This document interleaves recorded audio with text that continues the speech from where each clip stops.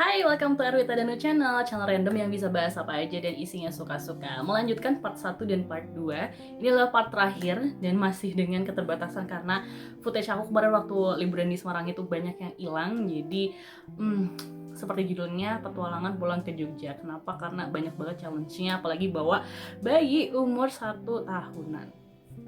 Jadi habis check out dari hotel, sebelum pulang dari stasiun Semarang Tawang, kita mampir dulu ke salah satu restoran yang ada di Kota Lama. Namanya adalah restoran Pring Sewu, dan footage yang tersisa tinggal foto-foto berikut.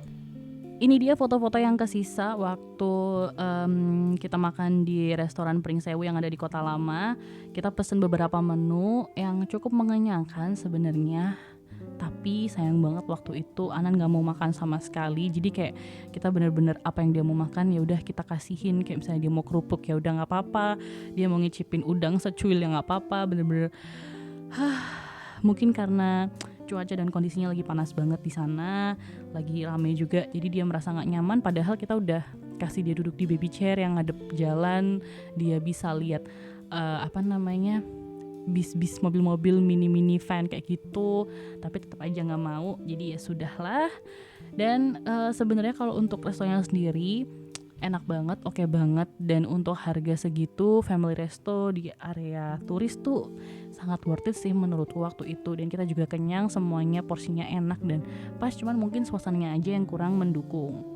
Dan seperti yang udah aku bilang tadi, karena di Semarang itu tuh kan panas banget. Terus waktu itu kondisinya restonya rame banget, panas banget. Jadi anakku cranky, dan kayaknya waktu dia tidur siang juga makin cranky, makin tambah. Akhirnya aku sempat bikinin susu di dalam dot, tapi dia nggak mau minum.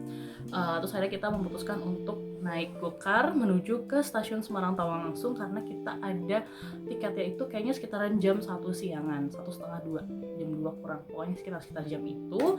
Dan di sana kita nunggu lumayan lama, anakku sempat lari-lari seperti yang ada di footage berikut. Nah, ini masih ada sedikit footage sisa-sisa sebenarnya dari Instagram. Itu kalau misalnya kamu lihat yang jauh di situ lari-lari, nah itu adalah anak saya. Dan juga sempat nyobain nursing roomnya di stasiun Semarang Tawang, lumayan komplit, oke. Dan aku bisa menyusui dengan nyaman di situ sebenarnya. Cuman anakku waktu itu lebih memilih untuk menghabiskan susu yang ada di botol dotnya. Dan seperti yang tadi sudah dilihat juga, ada sedikit footage nursery room. Jadi aku sempat mencicipi nursery roomnya di stasiun Semarang Tawang. Gara-garanya seperti biasa, karena memang jam tidur siang, cranky, dan minta untuk breastfeeding, minta untuk nenin gitu ya. Tapi sampai sana ternyata dia nggak mau dan malah mau minum susu botolnya. Jadi ya udahlah, aku chill aja sambil deg-degan bakalan telat nggak ya. Untungnya tetap aman dan berhasil naik kereta dengan selamat. Kita udah ngantri di bagian belakang, ternyata gerbong kereta Joglo Semarkerto yang eksekutif tuh di paling depan banget. Jadi kayak kita ya udah lari-lari ke depan. Di sana sepi banget, satu gerbong tuh paling cuma ada 6 orang.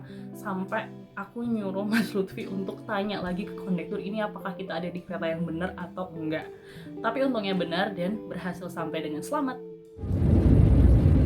Dadah Solo, dadah Semarang. Kalau pengen tekan Solo, ya deh. Bye-bye.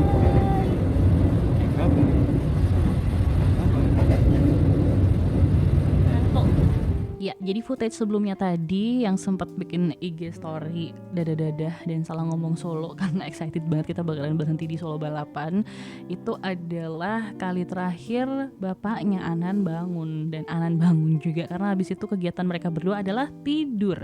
Benar-benar tidur sepanjang perjalanan. Anan cuma sempat kebangun sesekali untuk makan snack doang, sama pindah posisi tidur. Jadi habis di pangku bapaknya terus ganti di pangku aku, udah gitu doang. Tapi akunya enggak tidur sama sekali. Aku sempat videoin dikit, nanti aku share habis ini. Aku juga memantau perjalanan lewat Google gitu ya, karena aku sejujurnya sangat excited dengan perjalanan kemarin. Jadi aku cek stasiun apa aja yang kita lewatin, dan ternyata berhenti lumayan, ya nggak lama banget tapi lumayan lah ya, di stasiun Gundih yang di sana ada rumah dinas kepala stasiunnya. Footage-nya adalah sebagai berikut.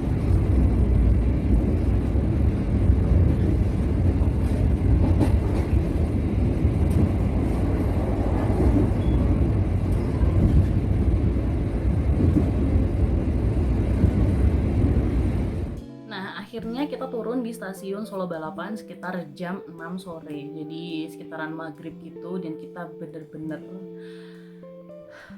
my trip, my adventure, kayak bener-bener lari-larian, bawa koper, terus masih bawa 1 dus oleh-oleh, bawa tas ransel, tas lempang, masih gendong bocil, bener-bener lari. Jadi tuh sebenarnya kalau mau naik KRL, kenapa kita turun di stasiun Solo Balapan? Karena jadwal kereta api Joglo Semarkerto yang nyampe ke Jogja tuh nggak ada yang asik. Jadi akhirnya kita memutuskan untuk turun di Solo Balapan dan lanjut pakai KRL ke Jogja.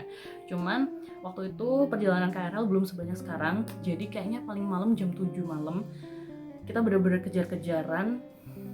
Harusnya turun dari kereta Joglo Semarkerto itu kita keluar, terus muter, turun eskalator dulu, baru ngetap pintu KRL dan masuk KRL. Cuman waktu itu karena keburu-buru banget, begitu keluar dari kereta api aku langsung belok kiri, langsung pindah peron, dan untungnya dibantuin sama bapak petugas KRL-nya.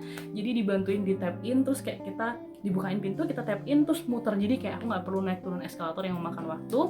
Dan di KRL tentu saja banyak dramanya. Dan ini adalah satu-satunya footage yang bisa aku kumpulkan selama kita ada di KRL dari Solo Balapan sampai ke stasiun Tugu. Jadi bener-bener KRL-nya penuh banget, dan kondisinya waktu itu aku beruntung karena ada mas-mas pendaki gunung dari Jawa Barat yang ngasih tempat duduk buat aku. Jadi aku dapat tempat duduk.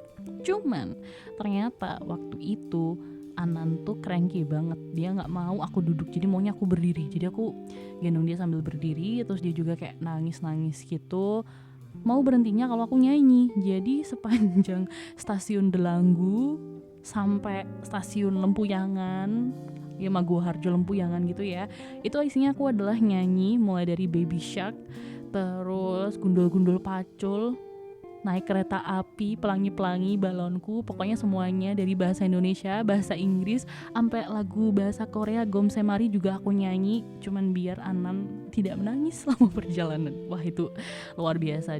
Dan aku juga bener-bener ngerasain challenge-nya adalah capeknya tuh lebih ke jawabin petugas KRL yang berkali-kali nanya, ibu sudah dapat tempat duduk? Ada kali ya 5 petugas yang aku bilang, sudah pak, ini suami saya yang duduk, saya berdiri karena anak saya mau berdiri. Kayaknya aku rasanya pengen bikin press release gitu biar gak usah jawab ya kan, tapi ya mau gimana lagi. Sampai akhirnya berhasil sampai dengan selamat di stasiun Tugu, alhamdulillah.